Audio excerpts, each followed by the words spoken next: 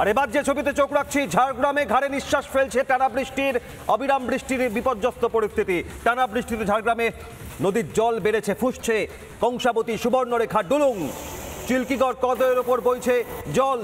ঝাড়গ্রামে ঘাড়ে নিঃশ্বাস ফেলছে অবিরাম বৃষ্টির বিপর্যয়।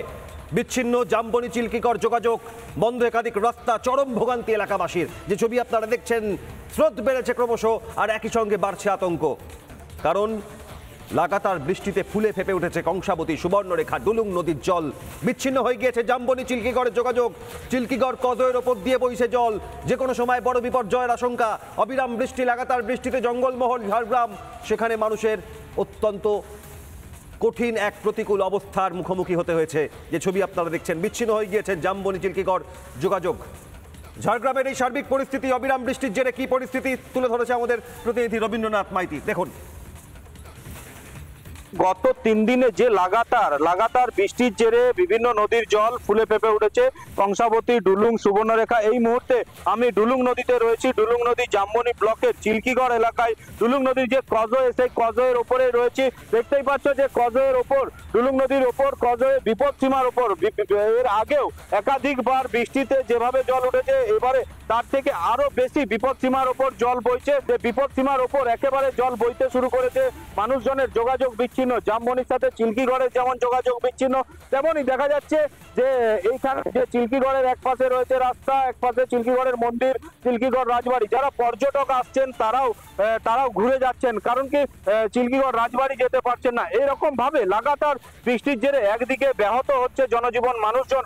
ঝাড়গ্রামের সাথে পুরুলিয়ারও যোগাযোগ বিচ্ছিন্ন হয়েছে অজয়ের ওপর দিয়ে জল। আর সকাল থেকেই দেখা যাচ্ছে এক নাগারে বৃষ্টিপাত হচ্ছে, আরো বৃষ্টিপাতের পরিমাণ ক্রমশ বাড়ছে। তার যে সুবর্ণরেখা নদীর জলও ফুলে ফেপে উঠছে।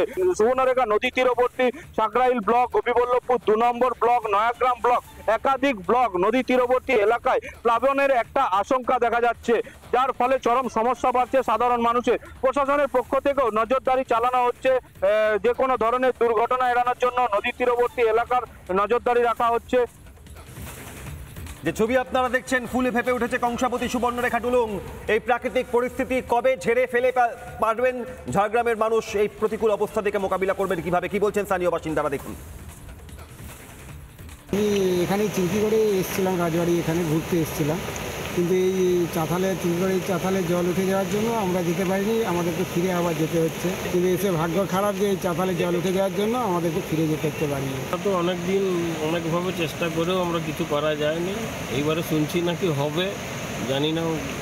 টাকা স্যাংশন হয়েছে 40 কোটি টাকা শুনছি অনেক দিন থেকে, কিন্তু কাজ কবে হবে জানি না। আর আমাদের প্রচণ্ড অসুবিধা হয় এই সময়টায়।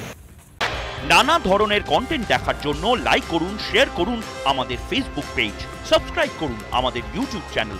পাশাপাশি অন্যান্য ব্রেকিং নিউজের জন্য অবশ্যই চোখ রাখুন রিপাবলিক বাংলায়।